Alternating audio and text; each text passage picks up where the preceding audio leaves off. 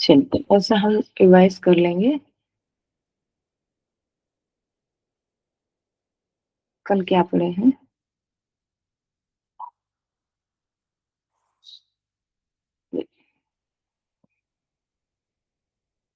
ایک بار ذرا میں اسکرین دکھ رہا ہے یا نہیں بتا دیجیے مجھے. دکھ رہا ہے نا؟ جی چلیے جزاک اللہ خیر. چلیے تو مکے زندگی کا کٹھن دور شروع ہوتا ہے شیب ابی طالب سے طائف تک، صبر اور استقامت کی داستان. تو کیا دیکھے ہم نے وہاں پہ؟ آزمائش اور استقامت کا سفر. شیب ابی طالب کا واقعہ ہوتا ہے. 7 سے 10 نبوت اس کا ٹائم پیریڈ بتایا جاتا ہے. 10 نبوت میں عام الحزن، یعنی اب یہ نام جو ہے یہ سیرت نگاروں نے رکھا ہے، ٹھیک ہے. تو غم کا سال 10 نبوت میں، یعنی ابو طالب اور حضرت خدیجہ رضی اللہ عنہا کی انتقال ہوا، ٹھیک ہے. طائف کا سفر 10 نبوت میں ہی شوال میں، پھر واپسی ہوتی ہے آپ صلی اللہ علیہ وسلم کی. تو یہ ہم انشاءاللہ دیکھیں گے. شیب ابی طالب میں کیا ہوتا ہے، 3 سال بائیکاٹ کیا گیا تھا، ٹھیک ہے. تو ان کے ظالمانہ شرائط کیا تھے؟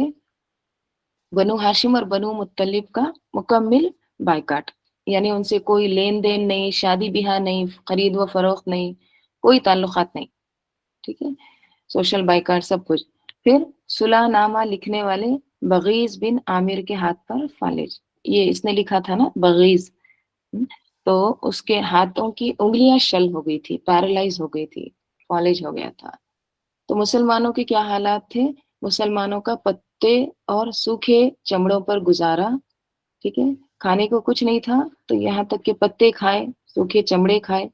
بھوک سے بلکتے بچوں کی آوازیں سنائی دیتی دور دور تک. پھر جو صحیفہ چاک ہوتا ہے نا، اس کا کیا کیسے خاتمہ ہوتا ہے؟ وہ صحیفہ انہوں نے یہ سارے کنڈیشنز لکھ کر کعبے میں لٹکا دیے تھے، ٹھیک ہے. تو اللہ تعالیٰ نے دیمک بھیج کر وہ پورا صحیفہ جو ہے اس کو دیمک نے کھا لیا، ختم ہو گیا، سوائے بسم کا اللہم، اللہ تعالیٰ کا جہاں نام تھا وہی باقی رہا. دیکھیے ایسے ظالمانہ حرکات کرتے تھے، اللہ کا نام لکھتے تھے، اللہ کو یاد رکھتے تھے، ٹھیک ہے. یہ نہیں تھا کہ اللہ کو مانتے نہیں تھے، اللہ کو تو خالق مانتے، رازق مانتے، پھر بھی ظلم کرتے. تو یہ جو 5 اشخاص تھے نا، ان کا بھی ذکر آتا ہے، وہ اس معاہدے میں کیا تھے، اس کے خاتے میں آگے تھے. زہیر بن ابی امیہ، قریش سے خطاب کرنے اور معاہدے کی مخالفت کرنے والا. ابو البختری، زہیر کی حمایت کرنے والا. ہشام بن عمرو، ابتدائی منصوبہ بندی اور رابطے کار. اور مطعم بن عدی، معاہدہ پھاڑنے کے لیے آگے بڑھنا، ٹھیک ہے. اور زما بن اسود، گفتگو میں شامل ہو کر معاہدہ ختم کرنے پر زور دینے والا، ٹھیک ہے. تو ہاں، عام الحزن کیا تھا؟ غم کا سال. مقاطع ختم ہونے کے محض 6 مہینے کے بعد نبی صلی اللہ علیہ وسلم کے 2 سب سے بڑے سہارے دنیا سے رخصت ہو گئے، ٹھیک ہے. پہلے ابو طالب، یہ ایک کیا تھا؟ ابو طالب ایک آؤٹ سائڈ پروٹیکشن تھا، سوشل شیلڈ تھی، بیرونی اور سیاسی ڈھال. قریش کے حملوں سے بچایا. ان کے ایمان نہ لانے کا شدید صدمہ تھا آپ صلی اللہ علیہ وسلم کو، ٹھیک ہے. اور حضرت خدیجہ رضی اللہ عنہا اندرونی اور جذباتی سکون تھا. دیکھیں انسان کو نا 2 طرح کے سکون چاہیے ہوتے ہمیشہ. جہاں پر وہ جاب کرتا ہے، باہر جاتا ہے، وہاں بھی اس کو سکون درکار ہے، اور جب گھر میں آتا ہے اندرونی سکون بھی اس کو چاہیے ہوتا، ٹھیک ہے. تو باہر جاب کا ٹینشن، گھر میں گھر کا فیملی کا ٹینشن. تو انسان یہ دونوں سکون چاہتا ہے، اس کو باہر بھی اور اندر بھی. تو 2 طرح کے سکون اللہ تعالیٰ نے آپ صلی اللہ علیہ وسلم کو دیے تھے، ابو طالب کی شکل میں اور حضرت خدیجہ رضی اللہ عنہا کی شکل میں. تو اندرونی اور جذباتی سکون تھا، مال اور وفا سے نبوت کی تصدیق کی. جب آپ صلی اللہ علیہ وسلم نے ان کے بارے میں کہا تھا نا کہ جب لوگوں نے مجھے جھٹلایا، انہوں نے میری تصدیق نہیں کی، تو حضرت خدیجہ رضی اللہ عنہا نے سب سے پہلے تصدیق کی تھی. چلیے یہاں تک ہم دیکھے ہیں. آج انشاءاللہ اس کے آگے کا ہم دیکھتے ہیں. تو آج ہم دیکھیں گے رسول صلی اللہ علیہ وسلم طائف میں. چلیے دعا کر لیتے ہیں. نحمدہ نصلی علی رسولہ الکریم، اما بعد. اعوذ باللہ من الشیطان الرجیم بسم اللہ الرحمن الرحیم رب اشرح لی صدری ویسر لی امری واحلل عقدۃ من لسانی یفقہوا قولی رب یسر ولا تعسر وتمم بالخیر آمین یا رب العالمین۔ رسول صلی اللہ علیہ وسلم طائف میں، طائف کدھر ہے؟ چلیے تھوڑا سا میپ دیکھ لیں گے تاکہ ہم کو پتا چلے کہ ہم کہاں کی بات کر رہے ہیں، ٹھیک ہے؟ یہ دیکھیں یہاں پر طائف، مکہ مدینہ آپ نے یاد رکھنا ہے، ٹھیک ہے؟ مدینہ اوپر ہے یعنی شام کے تھوڑا سا قریب، تھوڑا سا نہیں بہت دور ہے، لیکن میں صرف سمجھا رہی ہوں اوپر سائڈ ہے۔ مکہ مکرمہ کہاں ہے؟ نیچے، ٹھیک ہے؟ تو اس کے ساؤتھ میں آپ دیکھیں نیچے کیا ہے؟ طائف ہے، ٹھیک ہے؟ تو یہ جو طائف ہے یہ ایسا ایریا ہے، ابھی بھی ہے، پہلے بھی تھا، بہت زیادہ یہاں پر گرینری، ہاں ٹھنڈا علاقہ ہے۔ کون سا؟ طائف کا علاقہ، ٹھیک ہے؟ مکے میں دیکھیے اتنی گرمی ہوتی ہے، اور آپ اس گرمی میں اگر آپ طائف چلے جائیں گے نا، آپ کو ایسا لگے گا کہ کوئی دوسری کنٹری آ گئے۔ وہاں پر بہت اچھا ویدر رہتا ہے، ٹھنڈی ٹھنڈی ہوائیں چلتی ہے، ٹھیک ہے؟ مکے میں 50 ڈگری ہے تو یہاں پہ آپ کو 33-34 ڈگری ٹیمپریچر ملے گا۔ تو ابھی بھی ایسا ہوتا ہے، وہاں پر بہت اچھا ویدر ہے، وہاں کا موسم اچھا رہتا ہے، وہاں پر باغات بہت سارے تھے، ٹھیک ہے؟ جیسے آپ کو میں یہاں پہ ایک ویڈیو بتاتی ہوں کہ بہت لش گارڈن وغیرہ وہاں پر تھے، پھل وغیرہ بھی کافی پائے جاتے تھے، اور جو امیر لوگ تھے نا ان کے باغات تھے وہاں پر، ان کے گارڈنس ہوتے تھے۔ مکہ کے بھی جو امیر لوگ تھے نا ان کے بھی باغات ادھر تھے، ٹھیک ہے؟ اب جیسے ہوتا ہے نا امیر لوگ ہیں تو ایک سٹی میں ان کا گھر رہتا ہے، دوسرے سٹی میں ان کا گھر رہتا ہے، بہت سارے ان کے گھر رہتے ہیں، تو مکہ کے بھی لوگوں کے یہاں پر باغات وغیرہ تھے، پراپرٹی تھی، ٹھیک ہے؟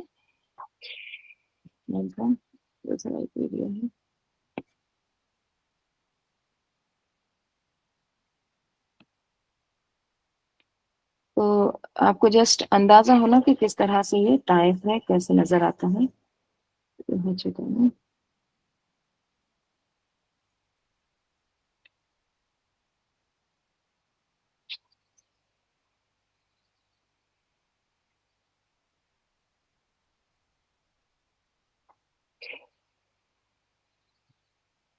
دیکھیے باغات وغیرہ بہت ساری چیزیں وہاں پر ہوتی ہیں، ٹھیک ہے؟ ابھی بھی لوگ جب عمرہ کو جاتے ہیں نا تو وہاں پر انگور وغیرہ کھا کر آتے ہیں، ٹھیک ہے؟ بہت فروٹس وغیرہ رہتے ہیں۔ تو اب آپ صلی اللہ علیہ وسلم طائف جاتے ہیں، کیوں جاتے ہیں طائف؟ پکنک پر جا رہے ہیں کیا؟ نہیں۔ کیوں جا رہے ہیں؟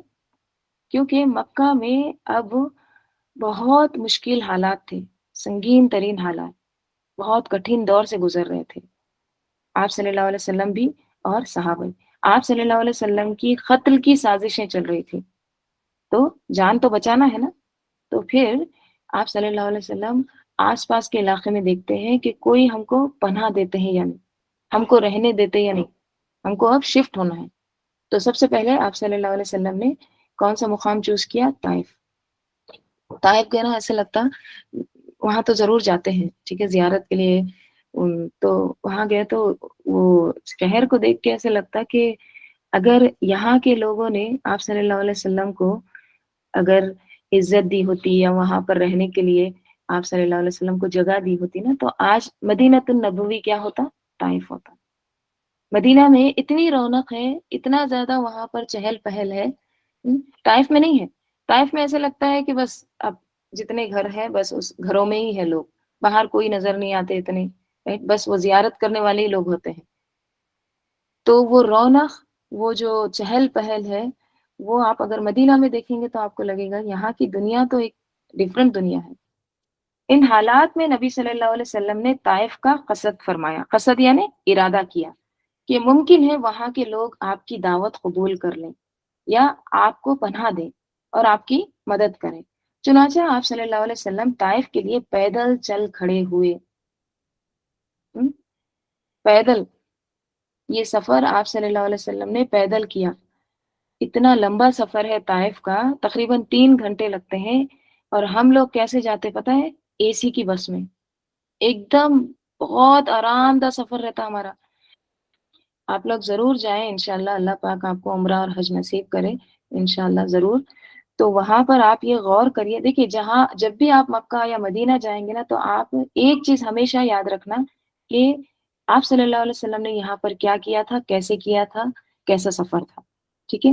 جب آپ صلی اللہ علیہ وسلم کو یاد رکھیں گے نا تو آپ اپنی جو وہاں پر جو لگژری لائف یا جو بھی اپنے کو آرام مل رہا ہے نا وہ سب کچھ بھول جائیں گے۔ تو وہ جو مکہ سے جو طائف کا سفر ہے نا، دونوں سائڈ میں پہاڑ ہے، اور اتنے اونچے اونچے پہاڑ ہے، پورے راستے سے پہاڑ ہے، صرف پہاڑ نظر آتے، چلنے والا تو کوئی نظر ہی نہیں آتا، اور اتنی شدید دھوپ، اور سروں کے اوپر ایک دم پہاڑ پہاڑ نظر آتے سائڈ، دونوں سائڈ سے، ٹھیک ہے؟ اور آپ امیجن کریے آپ صلی اللہ علیہ وسلم وہ سفر کر رہے ہیں پیدل، رائٹ؟ تو آئی تھنک اب بس سے 3 گھنٹے لگتے تو شاید پورا دن لگ جاتا ہوگا پیدل، رائٹ؟ تو آپ صلی اللہ علیہ وسلم طائف کے لیے پیدل چل کھڑے ہوئے، آپ کے ساتھ آپ کے آزاد کردہ غلام حضرت زید بن حارثہ رضی اللہ عنہ تھے۔ راستے میں جس کسی قبیلے سے گزر ہوتا اسے اسلام کی دعوت دیتے، انڈر لائن کر لیجیے، جہاں کہیں سے بھی آپ صلی اللہ علیہ وسلم گزرتے راستے میں، ٹھیک ہے، تو ان کو اسلام کی دعوت دیتے۔ تو اس سے کیا پتہ چلتا ہے؟ دیکھیے ایک تو ہم کیا ڈیسائیڈ کرتے کہ سفر پر جانے کے بعد دعوت دیں گے، ٹھیک ہے، ہماری منزل کو پہنچنے کے بعد دعوت دیں گے، رائٹ؟ بعض لوگ کرتے ہیں نا جو ان کی تبلیغ کے جو سفر ہوتے ہیں، ہاں؟ لیکن اس سے کیا پتہ چلتا ہے؟ راستے میں بھی ہم یہ مواقع ڈھونڈنا چاہیے، کس کے؟ دعوت و تبلیغ کے، ٹھیک ہے؟ تو سفر کے دوران بھی آپ صلی اللہ علیہ وسلم نے دعوت دی۔ یوں طائف پہنچے، یعنی اس طرح سے پھر طائف پہنچے، اور قبیلہ ثقیف کے 3 سرداروں کا جو آپس میں بھائی تھے قصد فرمایا، ٹھیک ہے؟ سب سے پہلے کہاں گئے؟ 3 سردار کے پاس گئے طائف کے، جو بڑے لیڈر لوگ تھے وہاں پر۔ ان کے پاس کیوں گئے؟ عام لوگوں کے پاس کیوں نہیں گئے؟ دیکھیے سردار جو کہتا ہے نا وہی عوام جو رہتی ہے، اس کی جو وہاں کی جو جنتا رہتی ہے، جیسے جو باشندے رہتے ہیں وہ فالو کرتے ہیں، ٹھیک ہے؟ سردار کے پیچھے چلتی ہے نا۔ تو آپ صلی اللہ علیہ وسلم نے پہلے سردار کے سامنے دعوت پیش کی، انہیں اسلام کی دعوت دی اور تبلیغ اسلام پر اپنی مدد چاہی، مگر انہوں نے اسے منظور نہ کیا بلکہ بہت برا جواب دیا، بہت برا برتاؤ کیا، رائٹ؟ آپ نے انہیں چھوڑ کر دوسروں کا قصد کیا، یعنی دوسرے سرداروں کے پاس جاتے ہیں، اور انہیں بھی اسلام لانے اور اپنی مدد کرنے کی دعوت دی۔ اس مقصد کے لیے ایک ایک سردار کے پاس تشریف لے گئے، ہر ایک لیڈر کے پاس تشریف لے گئے، اور ہر ایک سے گفتگو کی، اور اس کام میں 10 دن گزار دیے۔ کتنے دن؟ 10 دن گزار دیے، ٹھیک ہے؟ دیکھیے کس طرح سے دعوت آگے پہنچ رہی ہے۔ سب سے پہلے گھر سے دعوت شروع کی آپ صلی اللہ علیہ وسلم نے، ٹھیک ہے؟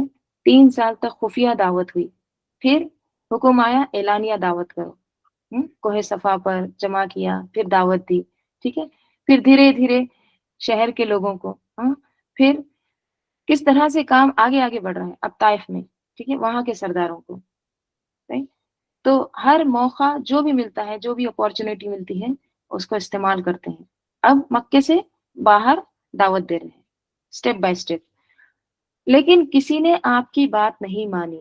ہر ایک سردار کے پاس گئے، ان سے گفتگو کی، بات کیا، اس طرح سے 10 دن گزار دیے، لیکن کسی نے آپ کی بات نہ مانی، بلکہ یہ کہا کہ ہمارے شہر سے نکل جاؤ۔ اتنا ہی نہیں کہا نکل جاؤ صرف، بلکہ اور کیا کیا؟ اپنے بچوں، اوباشوں یعنی بدماش، اور غلاموں کو شہدی کیا کیے؟ وہاں کے جو غنڈے یا غلام جو تھے اور جو بچے تھے، شریر بچے سب، ان کو کیا کیے؟ ان کو پیچھے لگا دیے، کس کے؟ آپ صلی اللہ علیہ وسلم کے اور زید بن حارث رضی اللہ عنہ کے۔ چنانچہ جب آپ صلی اللہ علیہ وسلم نے واپسی کا قصد فرمایا تو انہوں نے آپ کے دونوں جانب لائن لگا کر گالیاں دینی اور بد زبانی کرنی شروع کی۔ ذہن میں لائیے ذرا سین، دونوں راستے سے چل رہے ہیں، دونوں سائڈ سے لائن بنا کر غنڈے ہیں، ہاتھوں میں پتھر ہیں، اور زبان چالو ہے، گالیاں، بد زبانی۔ پھر پتھر برسانے لگے جس سے آپ کی ایڑیاں اور پاؤں زخمی ہو گئے۔ زخمی نہیں بلکہ خون جاری ہو گیا، ایڑیاں اور پاؤں، جوتے خون سے تر ہو گئے. دیکھیں اللہ کی خاطر کئی بار آپ صلی اللہ علیہ وسلم نے جسمانی تکلیف اٹھائی، جوتے خون سے تر ہو گئے.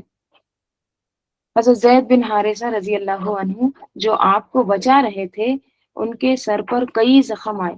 زید بن حارث کیا رضی اللہ عنہ کیا کر رہے تھے کہ ڈھال بنے ہوئے تھے، آپ صلی اللہ علیہ وسلم کو بچا رہے تو پتھر آ کے ان کے سر پہ ان کے جسم پر لگ رہے تھے، تو بہت سارے ان کو بھی زخم آئے. اور حماقت کا یہ سلسلہ یہاں تک جاری رہا کہ آپ کو عتبہ اور شیبہ فرزندان ربیہ کے ایک باغ میں پناہ لینی پڑی.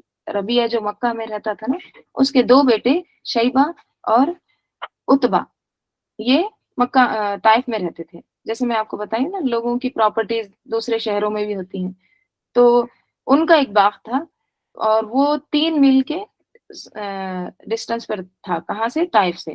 ٹھیک ہے، 3 میل یعنی کتنا مائلز؟ تقریباً 1.5 کلومیٹر ہوتا ہے، یعنی تقریباً 5 کلومیٹر دور طائف سے.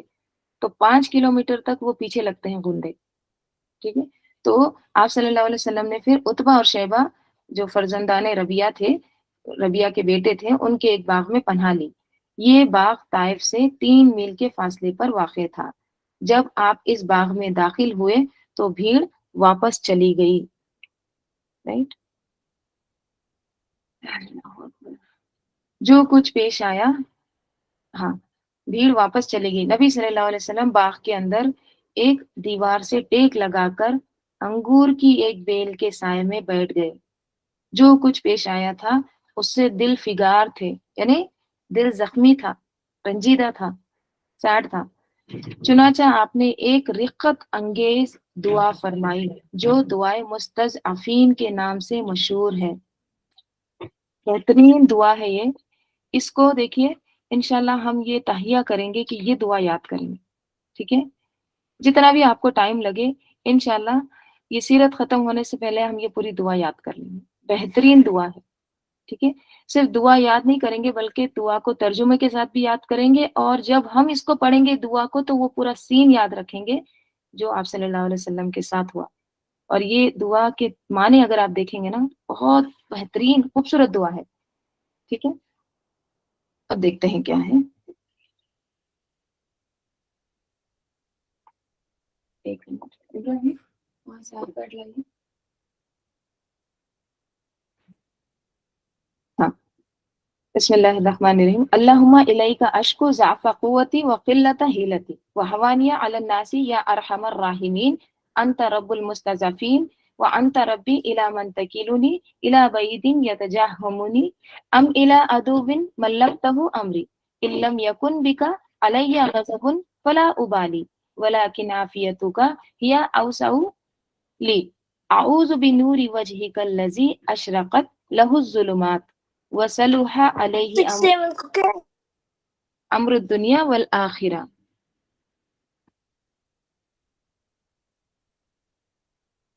من ان ینزل بی غضبوک او یحل علی سخطوک لک العتبہ حتی ترضى ولا حول ولا قوة الا بک. اب ترجمہ دیکھیے. بار الہی، یا اللہ، اللہم میں تجھ ہی سے اپنی کمزوری و بے بسی اور لوگوں کے نزدیک اپنی بے قدری کا شکوہ کرتا ہوں. الیک اشکو ضعف قوتی، میری کمزور قوت کا میں اللہ تعالیٰ صرف اور صرف تیری ہی طرف اس کا شکوہ کرتا ہوں، تیرے سامنے ہی بیان کرتا ہوں. رائٹ، اور اپنی بے قدری کا، بے بسی کا شکوہ کرتا ہوں. یا ارحم الراحمین، تو کمزوروں کا رب ہے اور تو میرا بھی رب ہے. تو مجھے کس کے حوالے کر رہا ہے؟ کیا کسی بیگانے کے جو میرے ساتھ تندی سے پیش آئے، یعنی جو میرے ساتھ سختی کرے، یا کسی دشمن کے جس کو تو نے میرے معاملے کا مالک بنا دیا ہے؟ اگر مجھ پر تیرا غضب نہیں ہے تو کوئی پرواہ نہیں، فلا ابالی، لیکن تیری عافیت میرے لیے زیادہ کشادہ ہے.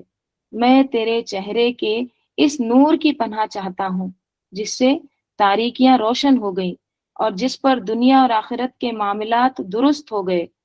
کہ تو مجھ پر اپنا غضب نازل کرے یا تیرا عتاب مجھ پر وارد ہو غصہ. تیری رضا مطلوب ہے یہاں تک کہ تو خوش ہو جائے اور تیرے بغیر کوئی زور اور طاقت نہیں. یعنی مجھے جو طاقت ملے گی وہ صرف اور صرف تجھی سے ملے گی. تو یہ دعا ہے. دیکھیے آپ صلی اللہ علیہ وسلم اتنی تکلیف ذہن میں لائیے، پورے جوتے خون سے تر ہیں، جوتے بھر گئے ہیں. کیسے ہوتا ہے خون میں جب چپک جاتے تو نکلتا نہیں ہے پیر. right؟ تو پورے جوتوں میں خون، جسم پر خون، لہو لہان. آپ صلی اللہ علیہ وسلم دعا کر رہے ہیں، یا اللہ میں صرف اور صرف تیرے سامنے اپنا حال بیان کروں گا. تو اس سے کیا پتا چلتا ہے کہ جب بھی کوئی تکلیف آئے، کوئی مشکل وقت آئے، تو ہم کو کدھر رجوع کرنا ہے؟ اللہ کی طرف. ہمارا کیا طریقہ رہتا ہے؟ دیکھیے سب اپنا اپنا جائزہ لیجیے. تکلیف آتی ہے، پریشانی آتی ہے، ٹھیک ہے، مشکل وقت آتا ہے، ہم فوراً کس کی طرف رجوع کرتے ہیں؟ کیا ہم کو اللہ یاد آتا ہے یا لوگ یاد آتے ہیں؟ یا ہم فوراً فون کی طرف پلٹتے ہیں؟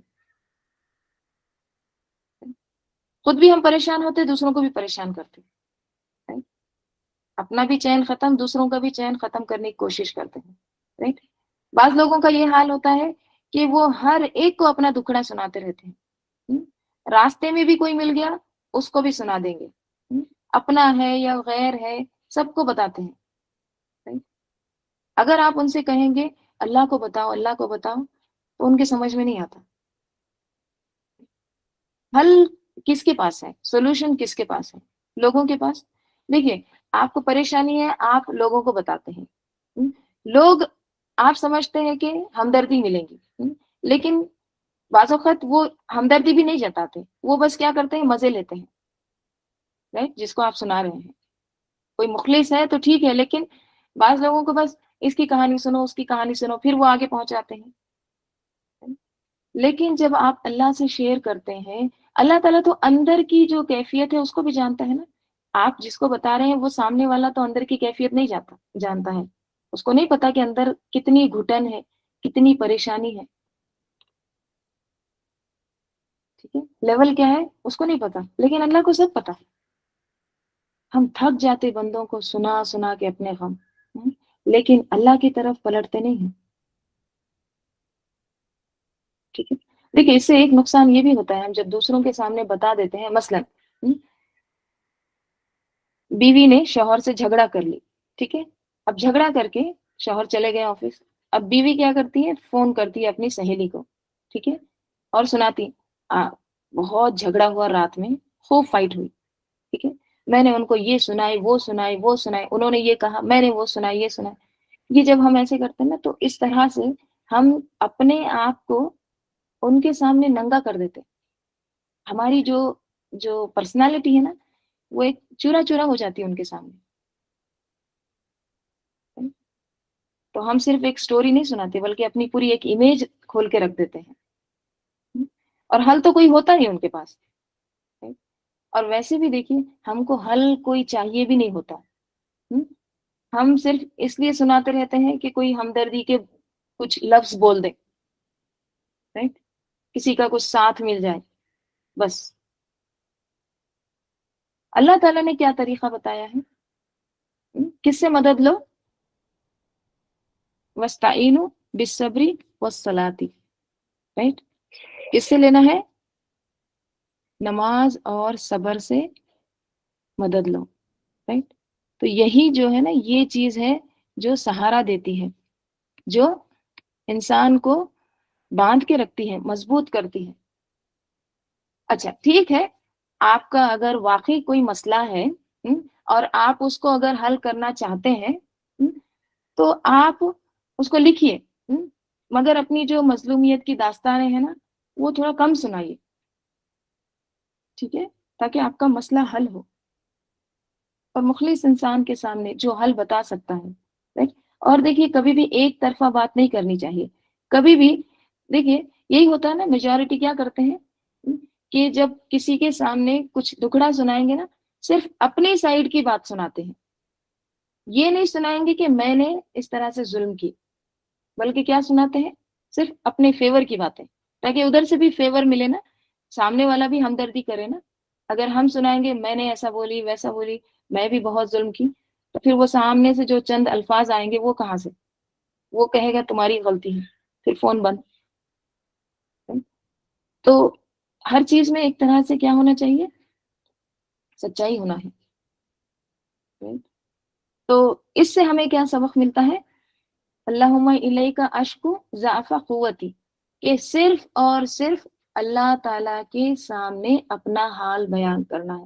دیکھیے ہم جس کو سناتے ہیں نا، ایک ایک چیز کھول کھول کے اسٹیپ بائی اسٹیپ سناتے ہیں، اسی طرح اللہ تعالیٰ کے سامنے سنائے۔ کل بھی یہ بات آئی نا، کہ کس طرح سے اللہ کے سامنے اپنا حال بیان کرنا ہے، پورا دل کھول کے۔ یہ ذہن میں نہیں آنا ہے کہ اللہ کو سب پتا ہے، کیا بتانے کی ضرورت ہے۔ اللہ کو بے شک سب کچھ پتا ہے، لیکن مجھے اللہ سے بات کرنا اچھا لگتا ہے، مجھے اللہ سے شیئر کرنا اچھا لگتا ہے، اور سولوشن اللہ ہی کے پاس ہے۔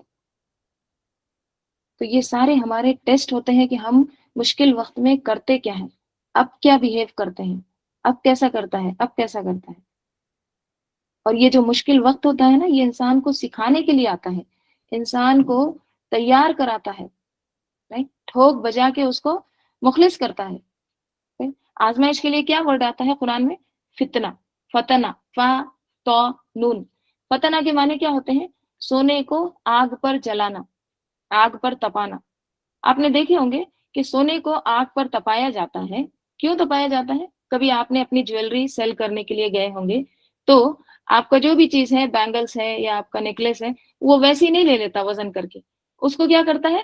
اس کو پہلے تپاتا ہے آگ پر، فتنہ، ٹھیک ہے؟ اور تپا کے پھر اس میں سے جو میل کچیل ہے وہ اوپر جو آ جاتا ہے، اس کا جھاگ، اس کو ہٹا کے نیچے جو بچ جاتا ہے وہ خالص سونا، وہ کیا ہوتا ہے؟ Pure gold, right? تو فتنہ کیا کیا؟ فتنہ یعنی کیا ہے؟ آگ پر تپانا۔ آگ پر تپانے کے بعد کیا ملا رزلٹ؟ خالص۔ تو اللہ تعالیٰ آزمائش جو لاتے ہیں یا دیتے ہیں انسان کو، وہ اس لیے کہ اس کو خالص کرے۔ وہ جو بات کہتا ہے نا، جو زبان سے بہت میں اللہ سے محبت کرتا ہوں، رسول سے محبت کرتا ہوں، اس میں وہ واقعی سچا ہے یا نہیں؟ یا جسٹ سطحی باتیں ہیں، سپرفیشل، اوپر اوپر سے باتیں ہو رہی ہیں؟ ٹھیک ہے؟ تو اللہ تعالیٰ انسان کو ٹھوک بجا کے ایک دم خالص کرتا ہے، یہ ٹیسٹ کے ذریعے، یہ آزمائشوں کے ذریعے۔ ایسے میں دیکھیے شیطان بہت وسوسے ڈالتا ہے۔ شیطان کیا بہکاتا؟ تم نے ضرور کوئی گناہ کیے ہیں نا، اس لیے تم کو یہ ہوا۔ پھر وہ گناہوں کو یاد کرا کے پھر ڈپریس کرتا ہے۔ وہ یہ اکساتا نہیں ہے، اس طرف نہیں لاتا کہ گناہ کیے تم معافی مانگو، توبہ کرو، بلکہ کیا کرتا ہے؟ اسی میں الجھائے رکھتا ہے، تمہاری وجہ سے ہوا، تم نے یہ کرے، پھر بندہ اور زیادہ پریشان اور ڈپریس ہوتا ہے۔ تو اب آپ سوچئے، آپ صلی اللہ علیہ وسلم اللہ تعالیٰ کے سامنے اپنا حال بیان کر رہے ہیں۔ ہماری تو ایسی کوئی آزمائش نہیں آئی ہے الحمدللہ، نہ ہم کو کبھی پتھر مارے گئے، نہ ہماری کوئی بے عزتی کیا ہے، نہ کوئی برا سلوک کیا ہے، نہ ہمارے پیچھے کوئی غنڈے لگے۔ یہاں پر آپ دیکھیے، یہ دعا کو یاد کرتے ہوئے یہ سچویشن بھی یاد رکھنا ہے آپ نے، کیا کہ آپ صلی اللہ علیہ وسلم کی ہر ایک سردار نے بے عزتی کی۔ اور رحیق المختوم پڑھ رہی تھی کل، اس میں تو الفاظ بھی لکھے کہ کیسے کیسے الفاظ انہوں نے بولے،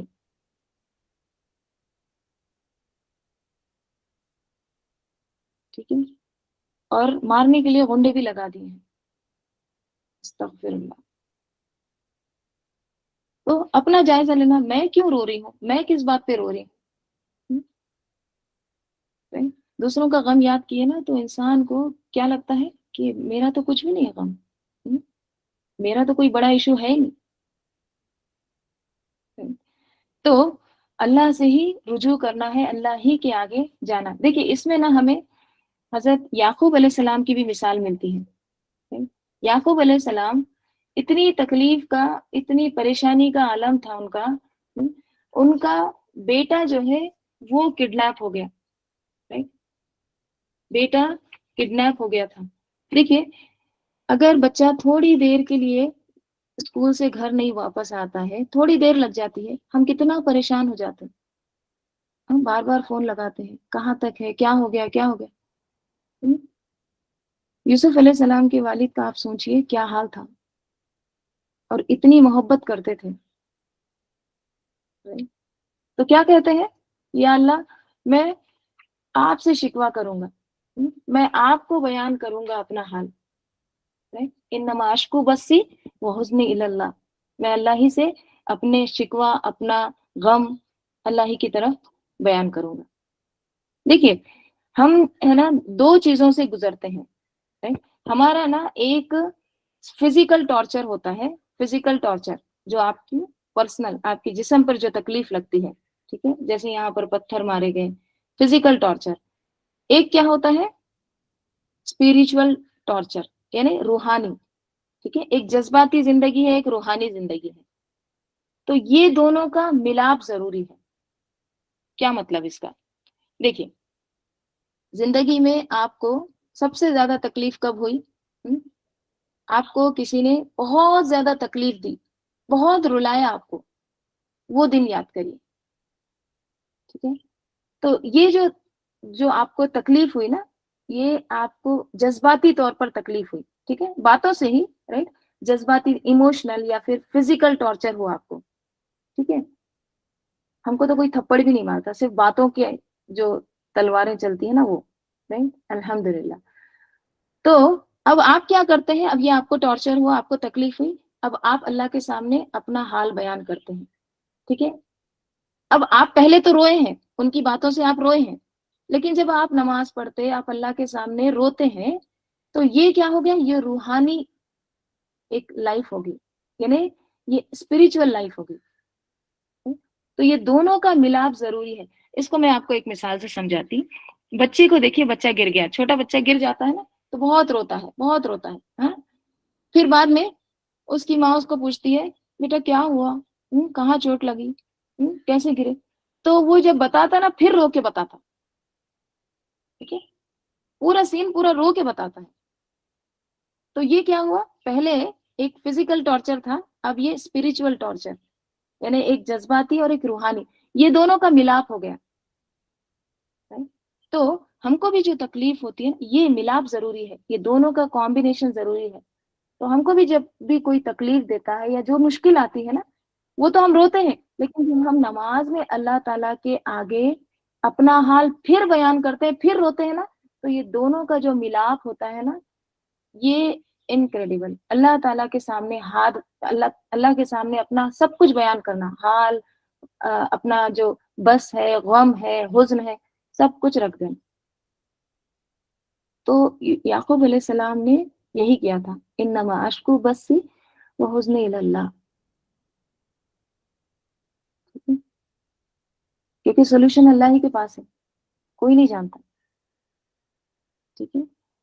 کوئی کچھ کہنا چاہ رہے تھے کیا؟ تو یہاں پر ہمیں کیا سبق ملتا ہے پھر؟ کہ اللہ ہی کے سامنے اپنا حال بیان کرنا ہے، کیونکہ اسی کے پاس ہمارا سولوشن ہے، اور سب سے پہلے ہمیں اللہ ہی کی یاد آنا ہے۔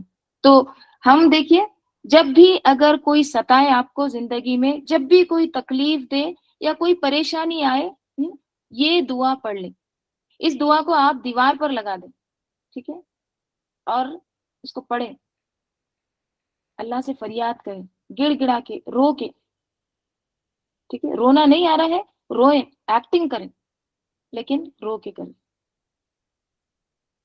ٹھیک ہے، انشاءاللہ۔ تو دیکھیے کتنا بہترین ترجمہ ہے۔ پھر سے ایک بار ترجمہ پڑھتی ہوں۔ یا اللہ، یا بار الہی، میں تجھ ہی سے اپنی کمزوری و بے بسی اور لوگوں کے نزدیک اپنی بے قدری کا شکوہ کرتا ہوں۔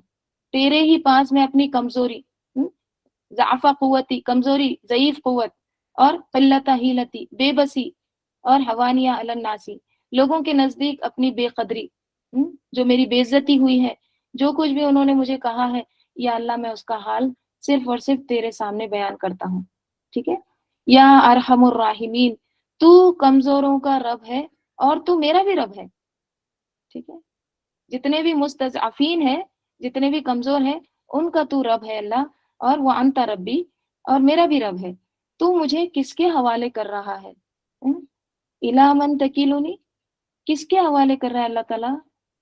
الا بعیدن یتجہمنی، کیا کسی بیگانے کے جو میرے ساتھ تندی سے پیش آئے، سختی سے پیش آئے، میرے ساتھ زیادتی کرے، تو مجھے ان کے حوالے کر رہا ہے اللہ تعالیٰ؟ یا کسی دشمن کے جس کو تو نے میرا معاملے کا مالک بنا دیا؟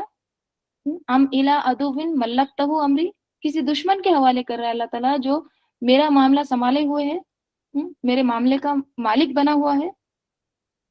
اگر مجھ پر تیرا غضب نہیں تو کوئی پرواہ نہیں، اللہ تعالیٰ تیرا اگر میرے پہ غضب نہیں ہے نا تو فلا ابالی، مجھے کوئی پرواہ نہیں ہے، اور لیکن تیری عافیت میرے لیے زیادہ کشادہ ہے، ولیکن عافیتک ہی اوسع لی، وہ زیادہ وسیع ہے، مجھے تیری عافیت چاہیے۔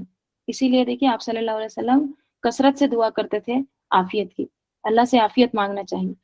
تو مجھے عافیت چاہیے جو بہت کشادہ ہے، میں تیرے چہرے کے اس نور کی پناہ چاہتا ہوں جس سے تاریکیاں روشن ہو گئیں، مجھے اللہ تعالیٰ تیرے چہرے کا نور، اس کی پناہ چاہیے، اس کا شیلٹر چاہیے، اس کا پروٹیکشن چاہیے، جس سے کیا ہوتا ہے سارے اندھیرے ختم ہو جاتے ہیں، جتنی بھی تاریکیاں ہیں وہ روشن ہو جاتی ہیں، اور جس پر دنیا اور آخرت کے معاملات درست ہو گئے کہ تو مجھ پر اپنا غضب نازل کرے یا تیرا عتاب مجھ پر وارد ہو، یعنی میں اللہ تعالیٰ تیری پناہ چاہتا ہوں کس سے؟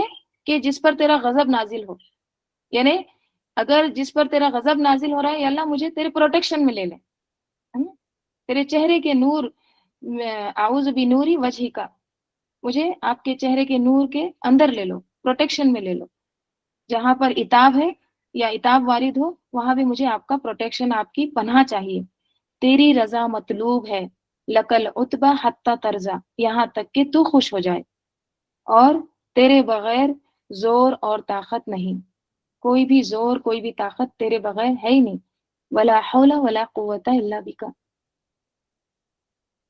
ٹھیک ہے؟ مشکل نہیں ہے، ایک ایک لائن بھی اگر آپ یاد کریں گے، تھوڑے سے الفاظ اس میں تھوڑے مشکل ہے لیکن اگر آپ ترجمہ اس کا دیکھیں گے نا تو انشاءاللہ یاد ہو جائے گا، ٹھیک ہے؟ تو آگے کیا ہوتا ہے، ادھر آپ کو ربیہ کے بیٹوں نے اس حالت میں دیکھا، آپ تصور کریے آپ صلی اللہ علیہ وسلم کا پورا جسم لہو لہان، زید بن حارث رضی اللہ عنہ کا بھی پورا جسم خون سے بھرا ہوا ہے، دو لوگ ایسے نظر آ رہے ہیں، ٹھیک ہے؟ دشمنوں کو بھی رحم آ گیا، دشمن ہی تھے نا یہ اتبا اور ربیہ، شیبہ، ادھر آپ کو ربیہ کے بیٹوں نے اس حالت میں دیکھا تو ان دونوں کو ترس آ گیا اور اپنے ایک عیسائی غلام عداس کے ہاتھوں انگور کا خوشہ بھیجا، ایک گچھا انگور کا بھیج دیا، ہاں، نبی صلی اللہ علیہ وسلم نے بسم اللہ کہہ کر لینے کے لیے ہاتھ بڑھایا اور کھایا، آپ صلی اللہ علیہ وسلم نے بسم اللہ کہہ کر کیا کیا؟ لینے کے لیے ہاتھ بڑھایا، اس پر عداس نے کہا اس علاقے کے لوگ تو یہ کلمہ نہیں بولتے، مطلب آپ کون ہیں؟ یہاں کے لوگ تو جب کھانا کھاتے ہیں تو بسم اللہ تو نہیں بولتے ہیں، ان کو وہ نیا ورڈ دکھا بسم اللہ، یہ کیا چیز ہے، رائٹ؟ دیکھیں ہمارے لیے تو بہت نارمل ہے، ہم کو تو یہ شروع سے بچپن سے سکھایا جاتا، اب ذہن میں لائیے جس کو کچھ نہیں معلوم ہے، رائٹ، اللہ کے کلام کا، یہ اذکار کا یا ذکر کا، رائٹ، تو وہ کیا کہتا ہے یہ کون سا کلمہ ہے جو آپ بول رہے ہیں، یہاں کے علاقے کے تو لوگ نہیں بولتے ہیں۔ اب دیکھیے یہاں پر بھی نا عمل سے تبلیغ ہو رہی ہے، ٹھیک ہے؟ آپ صلی اللہ علیہ وسلم کر کے تبلیغ کر رہے ہیں، اب یہ جیسے آپ صلی اللہ علیہ وسلم نے بسم اللہ کہا، ان کو سوال آ گیا، عداس رضی اللہ عنہ، ٹھیک ہے، انہوں نے اسلام قبول کیا، اب عداس رضی اللہ عنہ کی ایک مسجد بھی ہے طائف میں، وہاں پر 2 رکعت نفل بھی پڑھتے ہیں جو زیارت کو جاتے ہیں، ٹھیک ہے؟ تو اب انہوں نے پوچھا تو اس پر ہاں نبی صلی اللہ علیہ وسلم نے فرمایا تم کس علاقے سے ہو اور تمہارا دین کیا ہے، تم کہاں سے ہو؟ عداس نے کہا نصرانی ہوں، کرسچن ہوں، اور نینوا کا بادشاہ ہوں، نینوا عراق کا، ٹھیک ہے؟ آپ صلی اللہ علیہ وسلم نے فرمایا مرد صالح یونس بن متا کی بستی سے ہو، یعنی وہ نینوا جو ہے عراق جو ہے جہاں پر یونس علیہ السلام بھیجے گئے تھے تم وہ علاقے سے ہو؟ اس نے کہا آپ کو کیسے معلوم یونس بن متا کے بارے میں، آپ کو کیسے پتا یونس بن متا کون ہے؟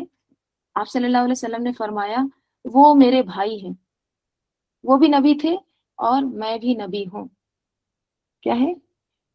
وہ میرے بھائی تھے، ذاک اخی کانا نبی و انا نبی، وہ میرے بھائی ہیں اور وہ بھی نبی تھے اور میں بھی نبی ہوں. یہ کون سے بھائی، کون سا رشتہ ہے؟ دینی رشتہ.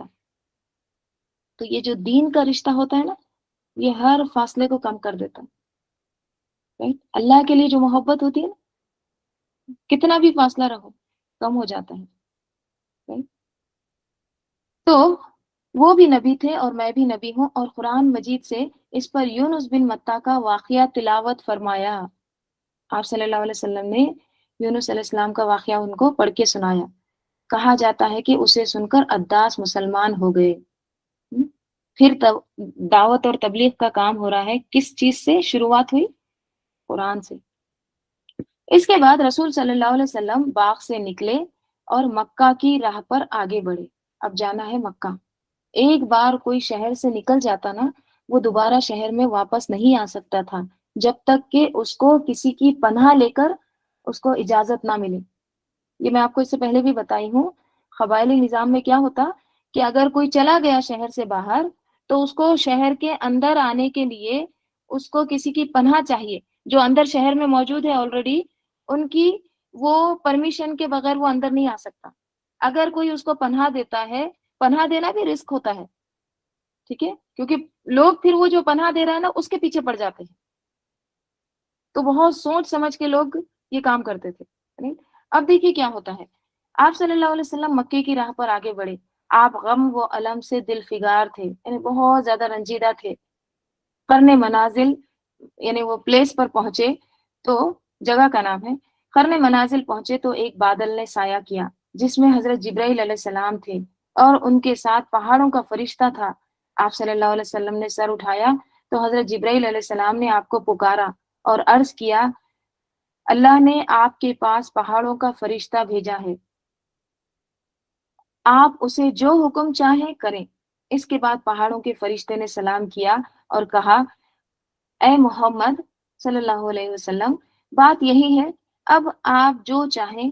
اگر چاہیں تو میں انہیں دو پہاڑوں کے درمیان پیس دوں. کنہیں؟ طائف والوں کو. یہاں دو پہاڑوں کے لیے اخشبین کا لفظ استعمال ہوا ہے، جو کہ مکہ کے دو پہاڑوں ابو قبیس اور اس کے سامنے والے پر بولا جاتا ہے. آپ صلی اللہ علیہ وسلم نے فرمایا، بلکہ امید ہے نہیں. آپ صلی اللہ علیہ وسلم نے جب انہوں نے کہا، یہ دیکھو یہ طائف جو ہے نا یہ پہاڑوں کے درمیان ہے، اگر آپ اجازت دیں گے نا یہ پہاڑوں کو ہم ملا دیتے ہیں، ان کو پیس کے رکھ دیتے ہیں. آپ صلی اللہ علیہ وسلم نے، اب دیکھیے تکلیف کے وقت جو تکلیف دے رہا ہے نا، آپ سچویشن کو ذرا امیجن کریے. آپ کو جو بہت تکلیف دے رہا ہے، فزیکل بھی روحانی ہر طرح سے تکلیف دے رہا ہے، زبان سے بھی، اس وقت کیا ذہن میں آتا ہے؟ اس کو جلدی سے جلدی سزا مل جائے، اللہ اس کا خاتمہ کر دے، اس ظالم کو سزا ملے. ہوتا ہے نا تکلیف کے وقت سب سے پہلے یہی ہوتا ہے کہ اس کو کب سزا ملے گی. اب اتنی تکلیف میں ہے آپ صلی اللہ علیہ وسلم، پورا جسم ایک طرح سے چور چور ہے تکلیف سے، زخم سے. اس وقت آپ صلی اللہ علیہ وسلم کے پاس فرشتہ آ کر کہتا ہے، مجھے بس آپ ہاں کہہ دیجئے، میں ان کو پیس کے رکھ دوں گا. تو آپ صلی اللہ علیہ وسلم کہتے ہیں نہیں، نہیں، بلکہ امید ہے کہ اللہ عز و جل ان کی پشت سے یعنی ان کی نسل سے وہ ایسی نسل پیدا کرے گا جو صرف ایک اللہ کی عبادت کرے گی اور اس کے ساتھ کسی کو شریک نہیں ٹھہرائے گی. ٹھیک ہے، یہ ہوتی ہے خیر خواہی. اور آپ کو پتا ہوگا کہ یہی طائف سے ہی محمد بن قاسم جو تھے نا وہ نکلے تھے، اور ان کے ذریعے اسلام کہاں کہاں تک پہنچا تھا، بہت فائدہ ہوا تھا،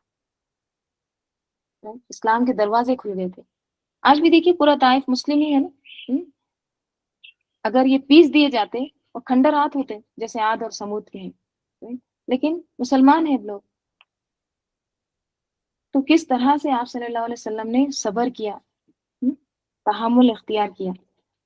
یہ مدد آئی تو رسول صلی اللہ علیہ وسلم سے غم و الم کے بادل چھٹ گئے. آپ نے مکہ کے راستے پر مزید پیش رفت فرمائی.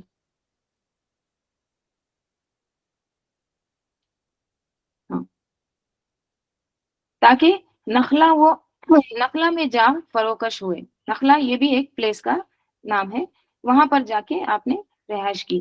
وہاں پر رکے اور وہیں چند دن قیام فرمایا۔ اس دوران اللہ نے آپ کے پاس جنوں کی ایک جماعت بھیجی، ٹھیک ہے۔ یہ سورہ احقاف میں اور سورہ جن میں اس کے تعلق سے ڈیٹیل میں آتا ہے، ٹھیک ہے، اس کی تفسیر ہم نے دیکھے ہیں۔ تو نخلا اور کیا ہوتا ہے پھر، جنوں کی ایک جماعت وہاں پر اللہ تعالیٰ بھیجتے ہیں۔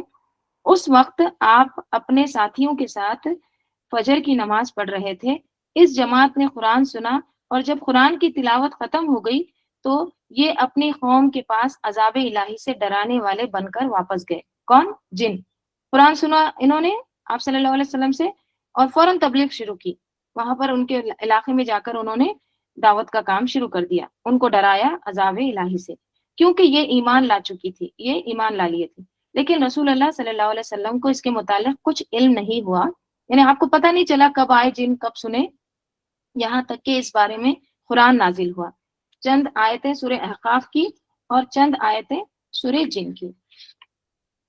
چند روز بعد رسول صلی اللہ علیہ وسلم نخلا سے نکل کر مکہ روانہ ہوئے۔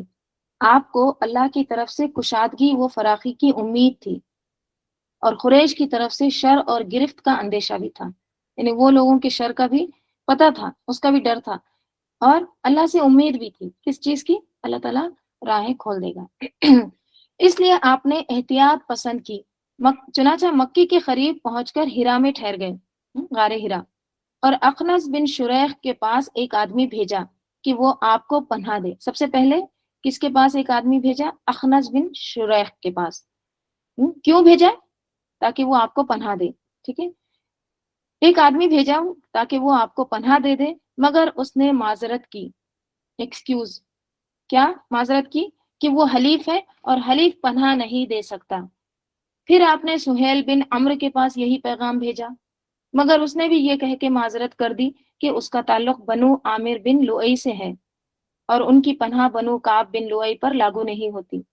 اب آپ سچویشن دیکھیے، شہر میں آنے کے لیے اجازت مانگ رہے ہیں، بچے ہیں، فاطمہ چھوٹی ہے، بیٹیاں چھوٹی ہیں، ابھی گھر ہے اپنا، اپنے گھر پر آنے کے لیے کوئی بھی وہ نہیں دے رہا ہے، پناہ نہیں دے رہا ہے۔ اب آپ نے مطعم بن عدی کے پاس پیغام بھیجا۔ مطعم کا دادا نوفل بن عبد مناف نبی صلی اللہ علیہ وسلم کے جد اعلیٰ یعنی دادا پردادا ہاشم بن عبد مناف کا بھائی تھا، اور عبد مناف قبیلہ قریش کے سب سے معزز شاخ تھی۔ چنانچہ مطعم نے جواب میں ہاں کہی، انہوں نے پازیٹیو رپلائی دیا، ٹھیک ہے، ہاں، اور خود اس نے اور اس کے بیٹوں نے ہتھیار بند ہو کر رسول صلی اللہ علیہ وسلم کو بلوا بھیجا، ٹھیک ہے، ہتھیار کے ساتھ آ رہے ہیں۔ کیوں ہتھیار لیے؟ کیونکہ آپ صلی اللہ علیہ وسلم کو آپ کوئی نقصان نہ پہنچائیں۔ دیکھیں، جب اس طرح سے وہ عہد کر لیتا نا کہ ہم آپ کا پروٹیکشن کریں گے، تو پوری طرح اس کو نبھاتے۔ آپ کو پتا ہوگا اہل مکہ جو تھے نا، وعدے کی وفا کرنے میں بہت آگے تھے، ٹھیک ہے، ہر طرح سے اس کو پورا کرتے تھے۔ تو جو مطعم بن عدی تھا، اس نے اپنے بیٹوں کو، پوتوں کو، سب کو جمع کر کے اس نے ان کو اسلحہ بھی دے دیے، ہتھیار بھی دے دیے کہ وہ رسول صلی اللہ علیہ وسلم کا پروٹیکشن کریں، اور پھر رسول صلی اللہ علیہ وسلم کو بلوا بھیجا، آپ تشریف لائے۔ پھر سب سے پہلے آپ نے کیا کیا؟ مسجد حرام میں داخل ہو کر پہلے خانہ کعبہ کا طواف کیا اور 2 رکعت نماز پڑھی، پھر اپنے گھر تشریف لے گئے۔ اس سے دیکھیے ایک اور سنت پتہ چلتی ہے، اور وہ کیا؟ کہ آپ جب بھی باہر سے آئیں، اپنے گھر آ رہے ہیں، تو سب سے پہلے 2 رکعت نماز پڑھیں، ٹھیک ہے۔ اس دوران مطعم بن عدی اور اس کی اولاد نے مسلحہ ہو کر، مسلحہ یعنی اسلحہ کے ساتھ، یعنی ہتھیار کے ساتھ، مسلحہ ہو کر رسول صلی اللہ علیہ وسلم کو اپنے گھیرے میں لیے رکھا۔ دیکھیے پورا فل پروٹیکشن کر رہے ہیں، اور مطعم نے قریش میں اعلان کیا کہ اس نے محمد صلی اللہ علیہ وسلم کو پناہ دے رکھی ہے، اور قریش نے اس کی پناہ کو منظور کیا، ٹھیک ہے۔ اور رحیق المختوم میں یہ آتا ہے کہ ابو جہل آ کے پوچھتا ہے مطعم بن عدی کو، کیا تم بھی مسلمان ہو گئے؟ تو وہ کہتے ہیں نہیں، میں نے صرف پناہ دی ہے۔ تو پھر کہتا ہے کہ ٹھیک ہے، ہم نے بھی اس کی پناہ قبول کر لی، ٹھیک ہے۔ دیکھیے اصل میں ہونا کیا چاہیے تھا کہ ابو طالب کے بعد اب ابو لہب کے ذمے آتا ہے، ٹھیک ہے، یہ پورا جو پروٹیکشن وغیرہ ہوتا ہے نا پناہ لینے کا، کس کے ذمے تھا؟ ابو لہب کے ذمے تھا، لیکن اس نے پناہ نہیں دی۔ روایت میں یہ آتا ہے کہ وہ تھوڑا سا آگے بڑا بھی تھا پناہ دینے کے لیے، لیکن اس نے ایک سوال کیا تھا، اس نے یہ سوال کیا تھا کہ اچھا بتاؤ ابو طالب کہاں پر ہے؟ تو آپ صلی اللہ علیہ وسلم نے بتایا کہ ان کی بخشش نہیں ہوئی، تو وہ غصے میں آ گیا۔ وہ کہنے لگا کہ اتنا آپ کو سپورٹ، اتنا پروٹیکشن ملا، ہاں، تو ان کو ان کی بخشش نہیں ہوئی، ہاں، تو پھر میں اس دن کی ہمیشہ دشمنی کروں گا، ٹھیک ہے؟ یعنی ان کی بخشش نہیں ہوئی تو میں کیوں آگے بڑھوں؟ تو پھر وہ پیچھے ہٹ گیا، ٹھیک ہے؟ تو بہرحال یہ تمام حالات تھے جن سے آپ صلی اللہ علیہ وسلم گزر رہے تھے، لیکن لیکن مسلسل کام کرتے جا رہے تھے، ٹھیک ہے؟ کام نہیں رک رہا تھا۔ ہم ہے نا یہاں پر رکتے ہیں، کسی کو اگر کچھ کہنا ہے تو وہ کہہ سکتے، کیونکہ یہ بھی جو ٹاپک ہے نا یہ بھی مزید اس کی تفصیل اور ہے، تو دعا کے بعد اگر کسی کو کچھ کہنا ہے تو کہیے۔ چلیے دعا درود شریف پڑھ لیجیے۔ اللہم صلی علی محمد وعلی آل محمد کما صلیت علی ابراہیم وعلی آل ابراہیم انک حمید مجید۔ اللہم بارک علی محمد وعلی آل محمد کما بارکت علی ابراہیم وعلی آل ابراہیم انک حمید مجید۔ سبحانک اللہم وبحمدک نشہد ان لا الہ الا انت نستغفرک ونتوب الیک۔ سبحان ربک رب العزۃ عما یصفون وسلام علی المرسلین والحمد للہ رب العالمین۔ والعصر ان الانسان لفی خسر الا الذین آمنوا وعملوا الصالحات وتواصوا بالحق وتواصوا بالصبر۔ السلام علیکم ورحمۃ اللہ وبرکاتہ۔